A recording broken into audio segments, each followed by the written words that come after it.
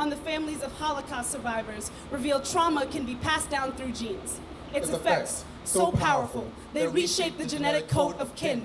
Poison a family tree from the roots up, so for seasons, the newest branches refuse to seek the sun. Can you imagine what the study would have revealed if it was done on black people?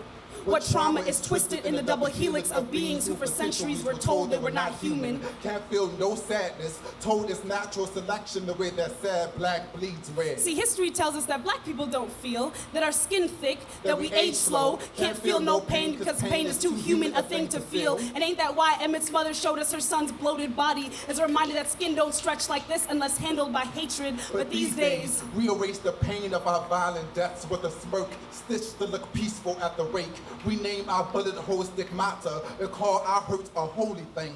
But this here isn't new. We have always masked the depth of black pain and death, refused to see it as a living thing in life, so much so that black people have gotten used to bleeding even after surface wounds scar, have confused hardening as healing, have made being strong more important than being okay. I remember when my mother said, black people don't need therapy. She says this as if she amnesia'd her trauma into euphoria, as if her own sadness did not chokehold her tongue to where she can't be loving towards her children. See, when black elders say that this generation is not as strong as previous ones, I remind them that Sambo's smile was painted on his tar-blackened face. I say, stigma is my segregation. It keeps doctors' doors locked with whites-only signs above them. I remind them that therapy could have been a useful tool during the civil rights movement, that the children of Malcolm X and Harriet Moore probably needed support the way the parents of Sandra Bland and Eric Harris do. I remind them that asking for help is just as much a measure of strength as not needing it, of how elders have said that they regret not healing generations of hurt within themselves before they tried to do so for an entire country. See, if therapy is about getting help for past traumas, it should be the first demand on black people's list of reparations. Should come with a gift basket with 40 acres and a mule adjusted for inflation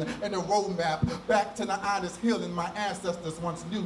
But these days, we are trapped along the borders of Western thought. They give us white pills so we don't collapse beneath the weight of our black thoughts. But they never address the reasons our family tree sap sadness. Don't ask why depression eats at our bark like parasites, why our roots are rotting, or why we're ever planted in this poison soil in the first place. See, when people say, black people don't need therapy, I hear the quote, it is not a measure of health to be well adjusted to a profoundly sick society. I hear that history is repeating itself from the auction block. Our feelings have never been worth anything to the minstrel stage. Who wants to see a sad nigga dance to the poplar tree? Even dead niggas know they still gotta smile to the streets of New Orleans. This country can't mourn what it never wanted to this stage. We heard the sighs of not another black pain poem. I hear that all of this is working exactly as it should be.